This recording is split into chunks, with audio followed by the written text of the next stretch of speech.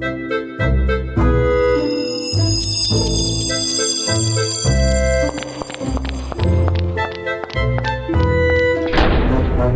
to Puzzling Company, your home for at-home puzzles and mysteries.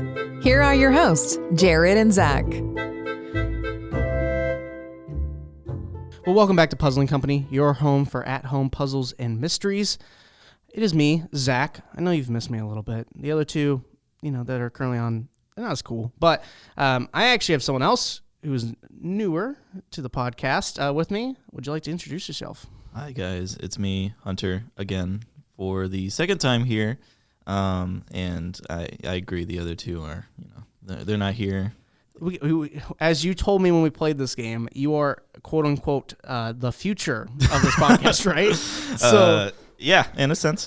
Yeah, so, but no, it'll be myself and Hunter on this episode. We're very excited to get to talk to you guys about the game we got to play this week. So, I'm going to tell you a little bit about the game real quick, and then we'll see you in the first section. So, the game that we got to play this week, Hunter, was The Past Within.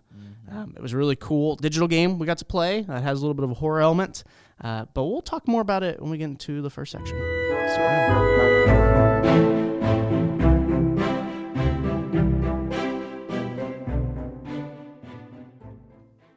Jared, how do they do it? How do they do what, man? Scarlet Envelope every month sends me a new game with a new story and new formatting, but it all works so well. Dude, I know. It's like 1 month I'm catching a serial killer in the 50s. Right? But then in another one, we had to stop the Second Galaxy War. I know. And then the next month, I'm trying to rescue a dragon in the medieval kingdom. It's just crazy that every month they keep sending out a new game that also leads up to like this crazy secret society element. It's a gift. I don't know how they do it. But here's what I do know. If you want to go to scarletenvelope.com and use code PuzzlingCompany, all one word, you can get $10 off their catch-up bundle, which is a full set of 13 games. Or you could just sign up monthly and journey with it. They're so fun. I'm so excited for the next one. I can't wait.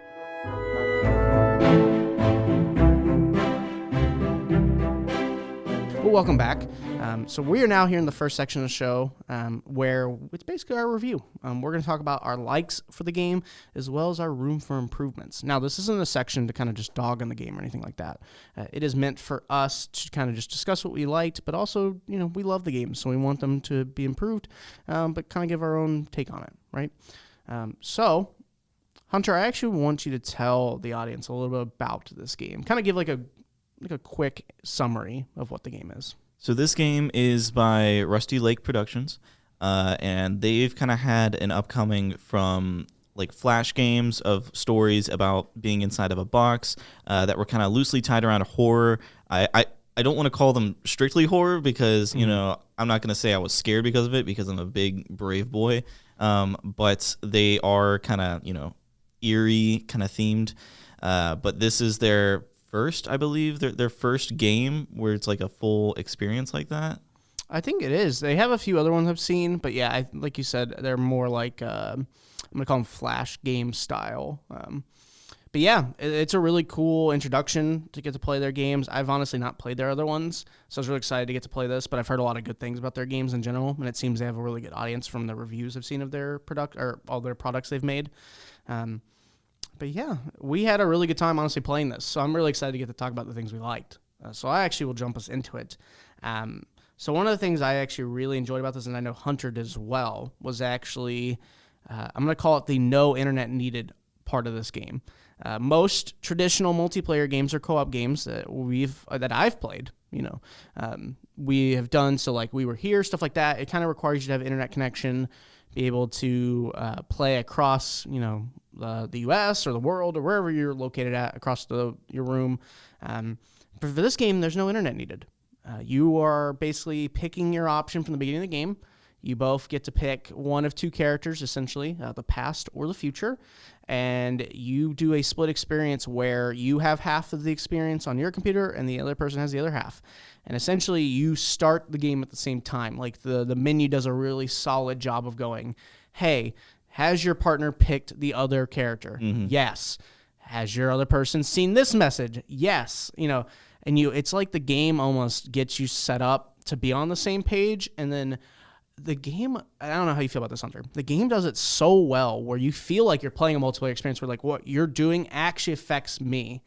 And it does it technically, but it does. Like, it's so cool how they make that work. It's actually really impressive. I'm going to admit I haven't played a lot of like these online co-op games in this puzzle sense, but what I have played have always required an internet connection. So to see this connection still made without internet is just really, really impressive to be successfully done, because you could say, or you could see while you're playing the game that the well, without going into detail, but like I would do something and then something in a room starts fogging up, and then his room at the same time, whenever he solved the thing, his room starts fogging up. So it's like the same events are like happening like together, but like we're not even connected.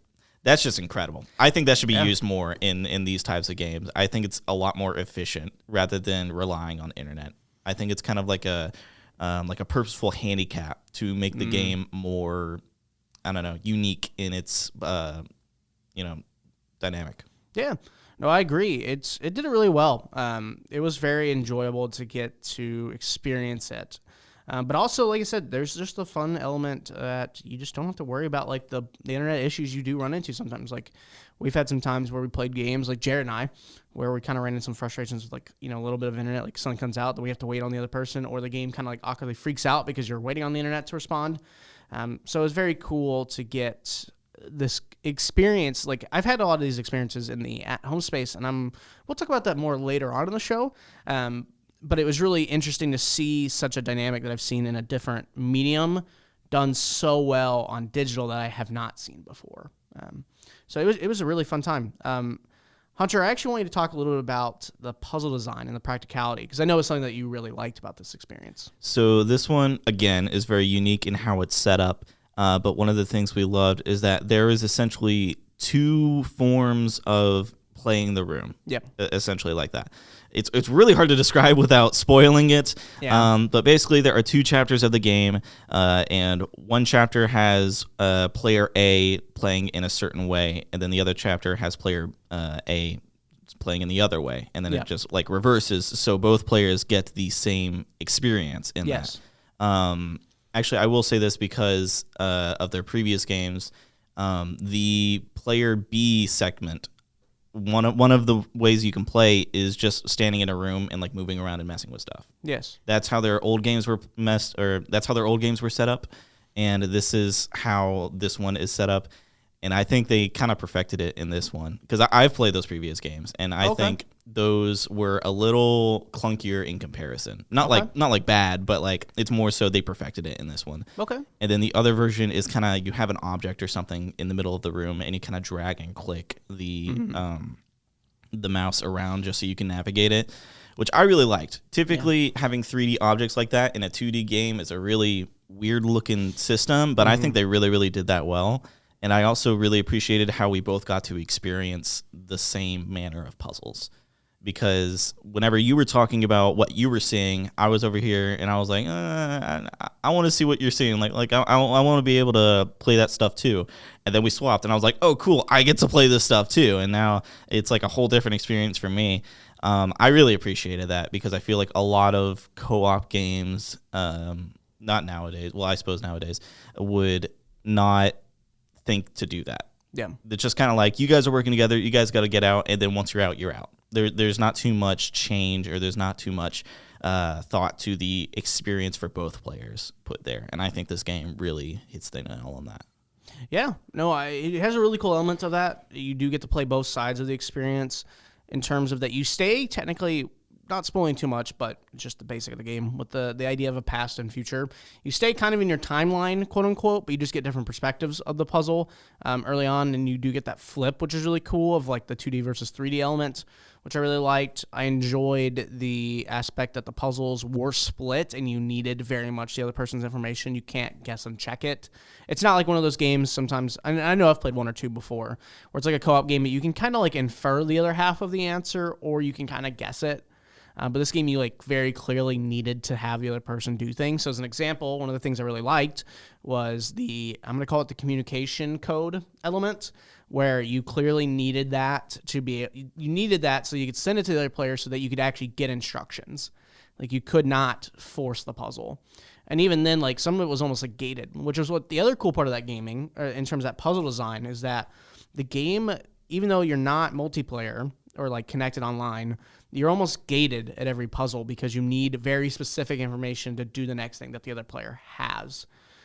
And I think they did that really, really well. Yes. Because it never felt like I was just waiting on you to solve something, and I was just like, twiddling my thumbs while you solved your half the puzzle. Like, at most, there was like 5 or 10 seconds wherever you looked around the room for the next thing to do, or I looked around the room for the next thing to do.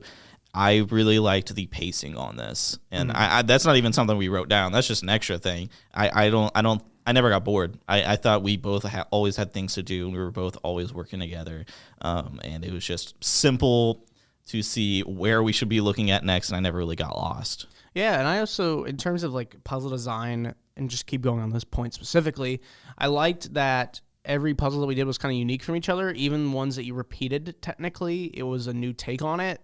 So you might have, looked at one object the first time, but when you looked at it the second time, like, the puzzle changed. Mm-hmm. And I thought that was really clever, especially with the amount of space you're stuck in, that you got like the whole aesthetic of the room, but you also had these really unique and very detailed puzzles in the 2D and 3D space, and how you got to work together with that.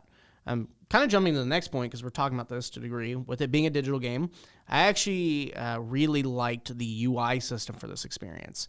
And what I mean by that is that in the game, right, you're clicking on certain objects, so there's like the 2D and 3D space version of it. You might have to click on part of the box to solve a puzzle. You might need to put in a code into like this little communication device. You might have to put items into spots on the square. But it was really well done in terms of that it was very clear how you did things. Like, you knew where places, like, things needed to be placed. You knew how your inventory system worked. Like, for my point of view, because I don't know how Hunter's was, for mine, I had to gather like different items from the past and kind of put them together to make new things, or to put them into this, I'm going to call it sacrificial box.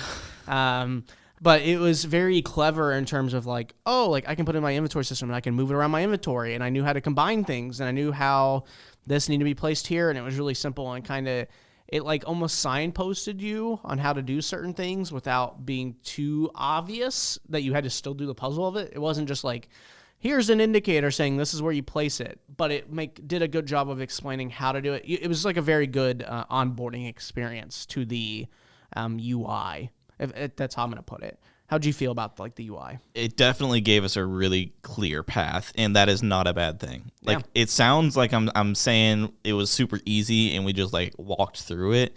But it was just, we knew what to do, and it felt more like we were living out a story and we were solving puzzles as they were coming. Me personally, I know Zach over here loves puzzle hunts. I'm not crazy about them because I don't like staring at a photo for a really long time and just not understanding it. So for me, this was really refreshing just to be able to see something. I was like, oh, I know how this puzzle is going to work. You solve the puzzle, you move on to the next puzzle. Yeah. I thought it was really, really good in that sense. And it'd be great as well for like new players and new ways of learning how these puzzles work.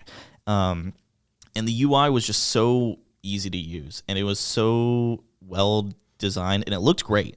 Like, I think the art style for this and the art style for the UI was incredible. And I think the transition between 2D to 3D on different panels of the game was really, really impressive. I did not expect the 3D aspect, and I think that's an awesome thing to add to the table. Especially, it was just fun to play with. It felt like I was like a little playground where I can click every little box, or like a fidget cube or something like that. And I thought that was a really, really cool way of adding a 3D element to a 2D game. Yeah. No, I think they nailed it when it came to that element. But overall, we really liked this experience. It was a lot of fun. I very much enjoyed the game and getting to play with you. But talking about what we liked, it's time to kind of move on to what we'd call the room for improvements. Being very honest with you, we really had no big problems with this game, but we do have some small things that we want to talk about that I think are important. So I'm going to kind of charge us into it. The first thing I want to talk about is actually the hint system. So in this experience, there's really not a hint system.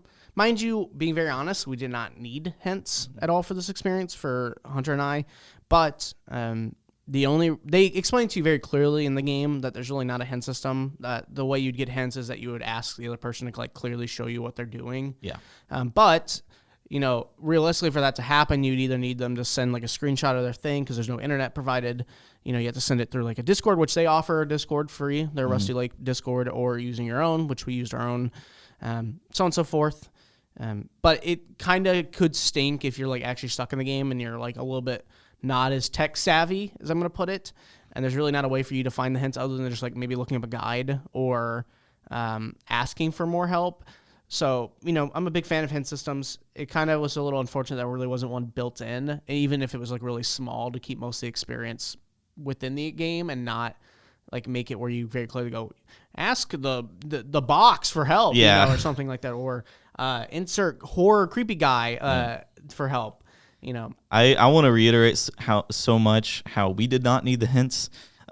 We were a bit of on a time crunch whenever we played this.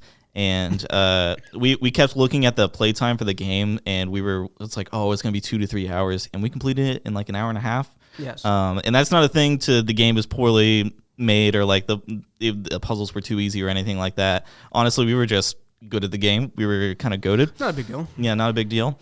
But I definitely see how that would be frustrating for other people if you spend your time looking around and exploring and you just can't make connections and you just aren't seeing where the next step is and you don't really have too much of a opportunity to look for that, because even if you did find a screenshot from the other player or looked at the other player's screen or something like that, that might not necessarily help you in the way that you need. Yeah, you might need like a very specific hint. And you start talking about it. The other thing we had for the room for improvement is its short gameplay. We did complete the experience in about an hour and a half. Most reviews I saw were in the like 3-hour range, maybe a little bit more, but none really went over like 5 hours. And that's not a bad thing. This game does it really well for how much content there is. But yeah, like, as Hunter said, there's some really good puzzles in there. There's a few that have some more difficulty. But, I mean, the game is not the most difficult experience in the world. It's not like you're doing crazy ciphers or anything like that, or doing like a puzzle hunt-esque thing.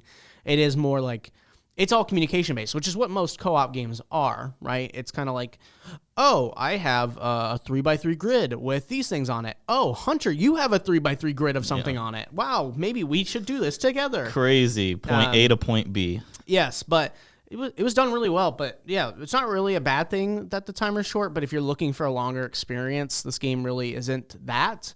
But for how much you pay, which I think was like $6 is its retail price right now, like an hour and a half, 2 hours of experience, and it is pretty solid. I'm not too upset by that. I absolutely had a blast for like the entire time. There was never a dull moment for that.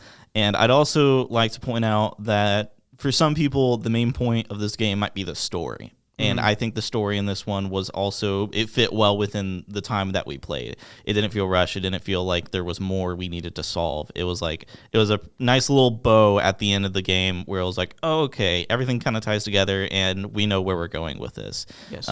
Without, of course, spoiling too much of the story. Yeah. No, the story was well done. It might, very honestly, from my point of view, without spoiling too much, I really like the story.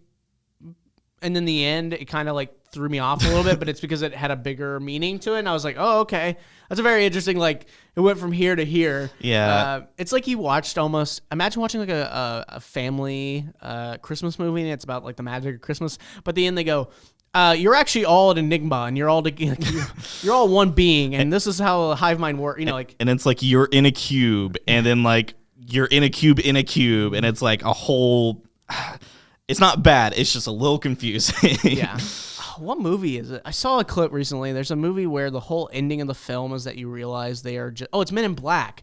Okay, I don't know if you remember Men in Black, where you realize that you're all... Essentially, it goes from being a traditional Men in Black movie to where you realize that your universe is a small marble that big aliens play with. And I was like, that's such like... the movie is... It's like watching... Like I said, some Disney movie, and in the end they go, you're actually just an figment of someone else's imagination, essentially. And you're like, oh, okay, that's like a crazy like jump in narrative, but cool. Yeah, no, it was cool, but we were both sitting there and we were like, What? It's definitely something that we're gonna be thinking about for a little while of like where it's gonna go next. Yeah. Just because it was really cool how it ended, but it was just like so mind bendy. Yeah. But I loved it. I thought it was really, really fun to see the ending of that. I mean, we went to the rooms for improvement, and we're talking about things we love again. I mean, Yeah, no, there wasn't much about this game. The only last thing I'm going to talk about real quick before we go into the second section of the show is I'm going to call it who it's for. Now, if you are the most experienced puzzler, this game will be quicker. It will be a kind of quick experience, but also if you're someone who is not a fan of horror or creepy, like I'm going to call it demonic elements, you might not like this game, and that's okay. You don't have to like that kind of stuff. So kind of go into it knowing that there's a little bit more of a creepy element. They advertise it very well, that it's not meant to be like it's not jump scary, in my opinion. No. It's a little bit more just creepy vibe the entire time. But if you're okay with that, you should totally check this game out. I think Hunter and I would highly recommend this game. But that's actually going to be the end of our first section. We are actually going to be back with Puzzles to the People very soon. See you guys in bed.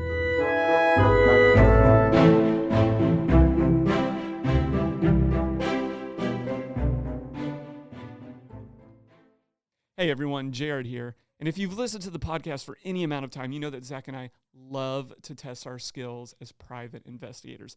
We've had local police departments reach out to us. We've had federal agencies reach out to us. And we always seem to catch our bad guy. But one of our favorite companies to do that with is Unsolved Case Files. They have a really great product.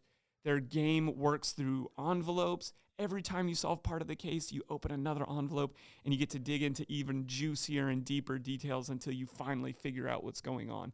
They have a great online input system for their answers.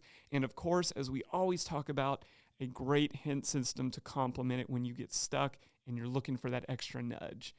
Personally, we love these games because they tell great stories. The stories have great twists, and the connections that you are making to solve the case lead to those super satisfying aha moments. Me personally, I like these games because they're what I call one-sitting games, which means they take about an hour to 2 hours, and you don't have to worry about a cliffhanger ruining it if you want to get all the way through it. You're getting an entire story, an entire game every time you play Unsolved Case File games. Currently, there are 8 of these games out there. You can find these games at unsolvedcasefiles.com. And just for being one of our listeners, you can get 15% off by using the code PUZZLE15, all one word, PUZZLE15 at unsolvedcasefiles.com.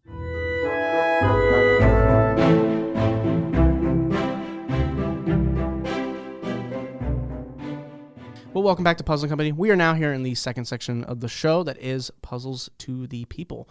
In this section, we get to talk about a topic that's related to the game. In the past, Jared used to berate me with different just random questions or topics to talk about. Jared's smiling in the corner because he has entered and joined the room with us, to be honest. But now I get to do that to Hunter. So I'm really excited. I'm really excited to be berated with questions. I love questions. Yes. So the topic that actually I want to talk about today, Hunter, is about co-op non-multiplayer experiences. And what I mean by that is that obviously multiplayer and co-op kind of say the same thing. But like in the experience we played today with The Past Within, no internet was needed. This is one of the first games I've seen in a digital element that did not need internet to play the game. And so I kind of wanted to discuss like the topic as well in terms of it being in this medium versus digital versus video game, so on and so forth, and kind of see what you thought about it. So Hunter, how'd you feel about the game not really needing internet and kind of discussing what you found advantages of that versus maybe the disadvantages of not having it being internet like needed? Honestly, it was just incredible. Like I expected to have internet and I expected a little bit of lag or something like that. But the fact that we could both play it like individually in that sense was incredible to play. And I was very surprised because a lot of these typically have to do with internet access things. But I thought it was done very, very well with how everything was still connected. Like, as we've said before, like it still felt like we were in the same room playing, or it still felt we were playing at the same time and we were affecting each other. Though I will say the limitations of that, there were some points in the game where I would activate something. And like I said, fog or smoke or something would start activating, and then it's activating on my screen, and it'd take like you a solid 30 seconds before you click the thing that activates it on your screen. Yeah. So there was a little bit of like human lag, not calling you like a slow computer or anything like that. Okay.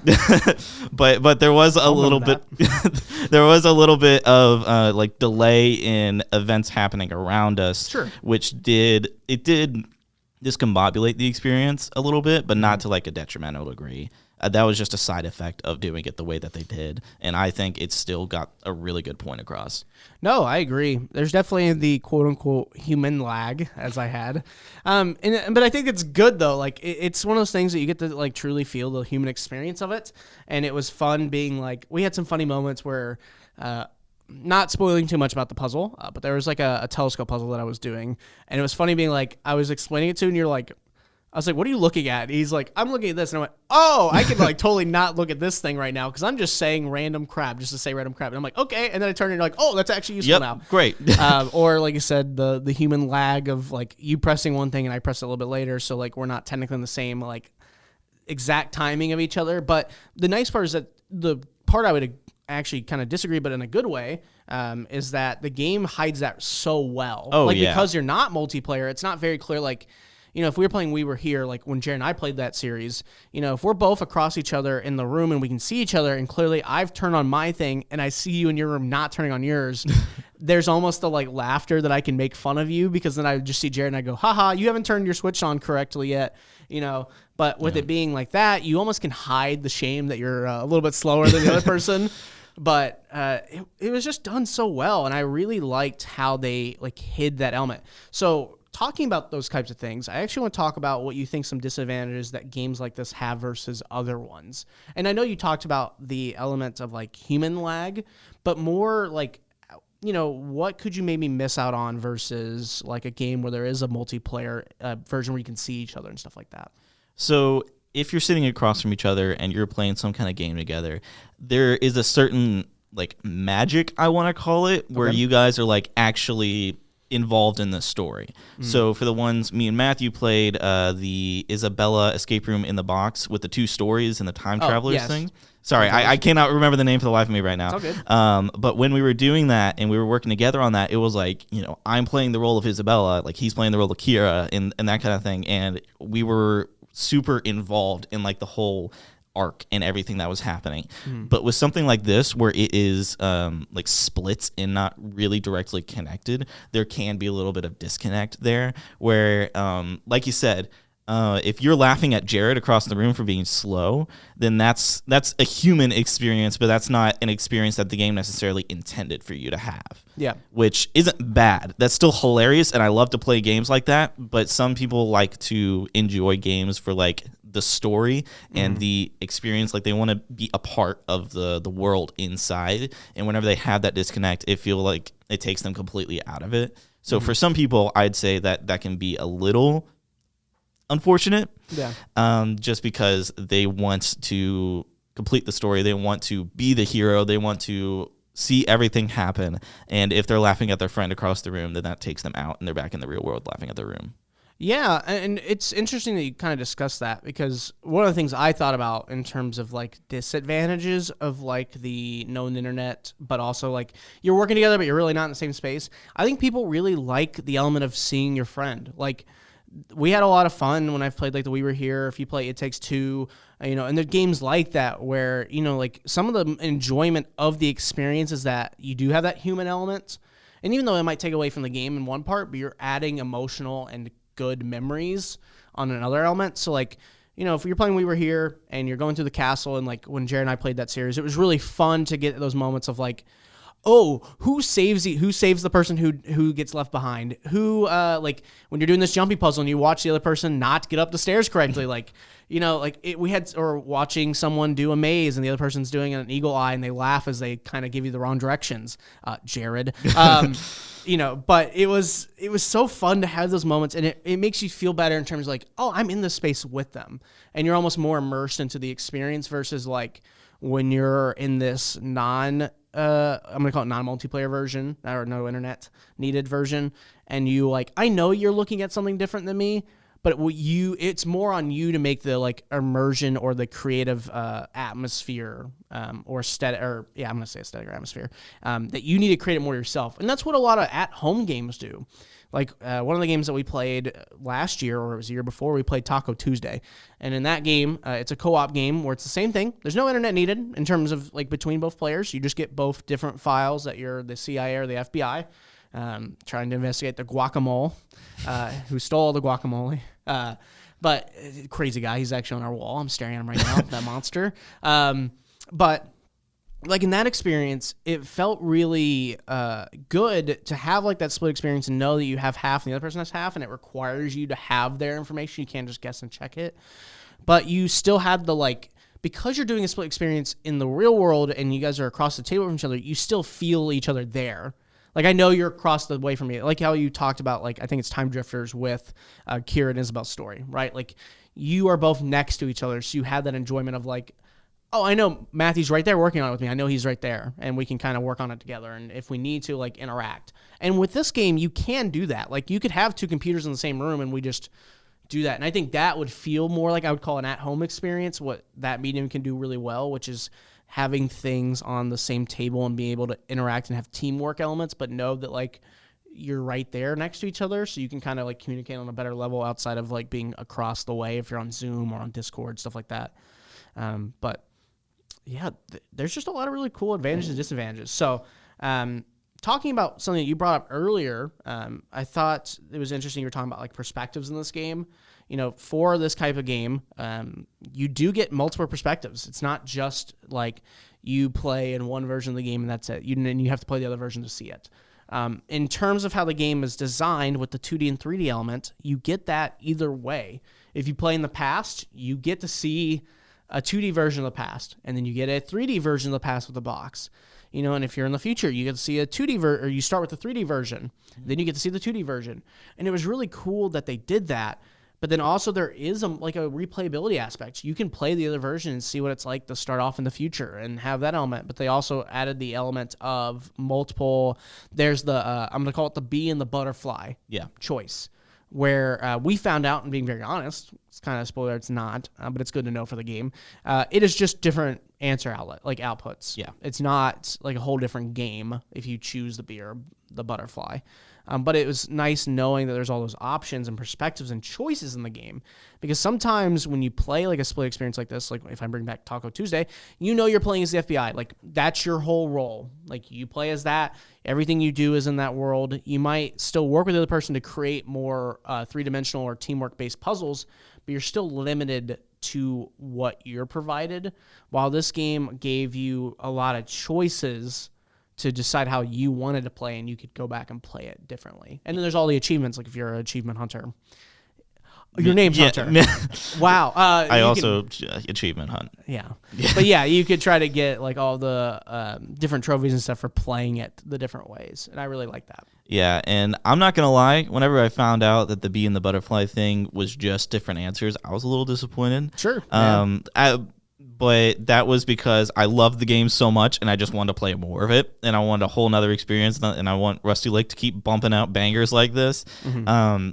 But afterwards, after sleeping on it and thinking about it, I like what they did with it, because I mean, we're probably not going to do it just because of how busy we are, but we could easily just flip it around, and then like I play the past, he plays the future, and then we do the B outline, and then, you know, it's a different experience. We still have to solve every puzzle. We still get to go through everything that happens, and we see both rooms and like all that kind of thing. Mm-hmm. And I think that's a really interesting and cool thing to add to a game like this. Yes. The fact that it's not replayable, as in it's a different thing every time. You know what's coming, but it's more so like if you want to see what's on the other side, you can still play the game while seeing what's on the other side. Yeah, you get 4 different versions of the game. Like if you think about it traditionally, it's past, B, or you know, you get 2 versions of each. So you have past like bee and butterfly, and you have future bee and butterfly. And you can go play all 4 of those versions, and you'd still have to like you said, you know what's coming because you know what the like style of puzzle is. But in each version, you do get a different answer, and you did a different viewpoint. So it's a big kudos to them to create kind of this replayable experience with a co-op game like this, where you need the other person. But I will say one of the disadvantages with a game like this, which might have been honestly a good room for improvement. But just kind of a good discussing point is that this really isn't a single player experience. Like, you can't play this by yourself. Yeah. There's a way that you technically can. If you bought the game twice and you had different Steams and you played on different computers, there's a way to do it. There's actually a guide I saw in their community hub where it's someone trying to teach people how to play this game solo. Like, there's a pot, like, basically it gives you an idea of how to do the other half without having the other half. But it's still, I think they even updated, said it technically doesn't work anymore that way. So it's kind of disappointing in that front, and I think that's one of the disadvantages of a game like this is that it's clearly a 2-player game. Like, you cannot play it without 2. Yeah. But I think that's most games are pretty upfront about that. Like, this game is pretty clear. Like, this is a 2-player experience that you need the other person. Like, you can't play it without them. Yeah, it's not like the worst thing in the world that you can't play it by yourself. I mean, honestly, that just kind of promotes, playing with friends and talking to people and that kind of thing. What if I don't have friends? Well, I'm sorry, Zach. It's okay. I don't know who you played with then. But the element that brings to the table is really, really cool because it just kind of ensures that it is played as intended. Sure. It makes it so difficult to just grind it out for achievements. Like, I was tempted to go back through and get the achievements, but I was like, I would need Zach to be there the whole time. If you want to, we can go back and do it. Well, we may. We'll just go speed run it so you can keep your achievements up. Yeah, we might be able to get it in like less than 10 minutes knowing everything. Honestly, we just go in and put in every answer. Yeah. But I like that about the games. I love how afterwards we could still go back through and just enjoy it in a different way. But we still have to, connect with each other in some way in order to do that. Oh, yeah. I think that is kind of an anchor that's kind of necessary for this kind of game. Yeah. So kind of the last thing I want to talk about, and I brought this up a little bit earlier in terms of the different mediums that do this. I actually want you to discuss which medium you think does it best. So, and what I mean by that is like what kind of medium does co-op better? And kind of maybe you can talk about the advantages and disadvantages of each if you want to. But like in terms of like the at-home space, like as an example, like the Taco Tuesday game that me and Jared played, like where you're given like 2 different files and you have information, but you kind of sit across from the table from each other and work on it, versus like a digital experience where it has like a, you're on like a web browser and you have like things to touch in. So like if you did like Telescape kind of stuff and you kind of have different spaces to interact with, versus maybe a game like this where it's a full like video game where you're in 2 different spaces entirely. What do you think? Who does it best, do you think? I think objectively, it's going to have to be like the at-home board games or the at-home files, that kind of thing. Because I love this one. I love it a lot. But there are just in comparison, just some issues that the at-home board game does better. So, for example, one of the ones that I just realized is with this game, you have to buy 2 versions of the game. Yep. But with the board game, it's all in one. So you buy the box, you get both sides of the story. And one of the things I really appreciate about those kinds of games is that afterwards you get to look at each other's notes, essentially. Yeah. And you see all the props, and you even hang them up on the wall, as Jared and Zach have done. But you just get to see everything afterwards, where it's like, oh, it's like looking at like the end credits, and it's a bunch of images of like what you guys did. Yeah. And I think that's really done better in at-home sense, whereas if I wanted to see exactly what you were looking at, we'd have to go back and play the game, and then like it'd be a bit of a more hassle to do that, which isn't bad. I would still be willing to do it, but it's more so it'd be easier with the notes and stuff just sprawled out and working together. And though there is an argument to be had that there's less replayability in that sense because you've already seen everything and you can't really play back through as well in the co-op board game puzzle box area. But I do think objectively it's going to have to take the cake just because of how, the post-game experience is in that one compared to, having to replay the game just to see. No, I agree. I think the at-home space has had clearly an advantage in terms of experience and time, right? Like, as time has gone on, at-home space, there have been puzzle games and co-op, non-internet experiences in the tabletop world for hundreds of years. And when it comes to different puzzles that people can do, like stuff like that, like it's very normal for that to be a normal case for people to play versus like a digital element, which digital element is very new when you think of history. And especially this type of game where I mean, being very honest, this is one of the only games I've ever played that did it this way with like the no internet needed, but used an online kind of element with the video game style. So it was really refreshing to see it done very well. Oh, yeah. And it was really, I'm very excited to maybe see stuff like that more going into the future. But I agree that I think in terms of who's the king of that space, it's definitely At Home. And I'm very excited to kind of see how each of them grow over time, especially, because I feel like the interesting part with the internet is as the internet and everything's gone on, everything's become more digitalized. But it almost felt refreshing to not be fully digitalized, if that makes sense. Like you have the digital, like the complements of the digital aspect, like you get the really cool aesthetic and creating this world and narrative and voice acting. But you get the great things about At Home, which is just needing each other's like company. There's nothing else needed. You don't have to worry about something that you can't control like the internet. Yeah, and I can fully expect the video game medium to trump the other one eventually. Just as technology and stuff changes over time, I would not be surprised if that were to just get better someday. No, I completely agree, Hunter. I'm very excited to see where everything goes going forward. I'm more of a fan of At Home, so I kind of want the At Home king to still reign. They're the underdogs, but we'll see who wins. True. Yeah. When the robots take over, we'll know very clearly by that no. point. But I can't wait for them to play an At Home puzzle mystery game. Yeah, me personally, I support them. We love the robots. Please don't hate us. You love them. But that's actually going to wrap up this episode of Puzzling Company. Hunter, thank you again for getting to play The Past Within with me. Of course, it was really fun. It was a lot of fun. If you're actually looking to support The Past Within, you can buy this game on Steam. I think you can probably buy it in a few other places, but that's where we personally played it. You can look up their information at the Rusty Lake. They have all their different games there if you want to support their other games and give them a try. Hunter, sounded like you liked them a good bit or would recommend to see what they were like, the older ones. Oh, yeah. They kind of the same theme if you really like this game. And I'd also say we have the Discord. We didn't use their Discord for this. Yeah. But there is that for if you're looking for people to play with and you want to experience this. Yeah. No, they do a lot. They provide a lot of different things so that you can enjoy this experience. And if you have been enjoying our experience, that is Puzzling Company, there's a few different things you can do. You can go to our social medias, which is Facebook, Instagram, and now Twitter. Oh, yeah. Look at you, Hunter, adding in Twitter. That's me. I don't like it. No, I'm just kidding. No, but it's great. If you want to follow us on any of those three, we'd super appreciate it. You'll get updates on new episodes as well as kind of see some sneak peeks about things and new content going forward. Some other things you can do, you can go to wherever you listen to this podcast, if that's Google, iTunes, Stitcher, Spotify, wherever. And if you want to leave us a 5-star review, we'd super appreciate it. And then the last thing you can do is that you can actually go to our Patreon. On our Patreon, we have one tier now. You can join our spoiler chat where we just talk about the game very openly. We're actually about to record that very soon.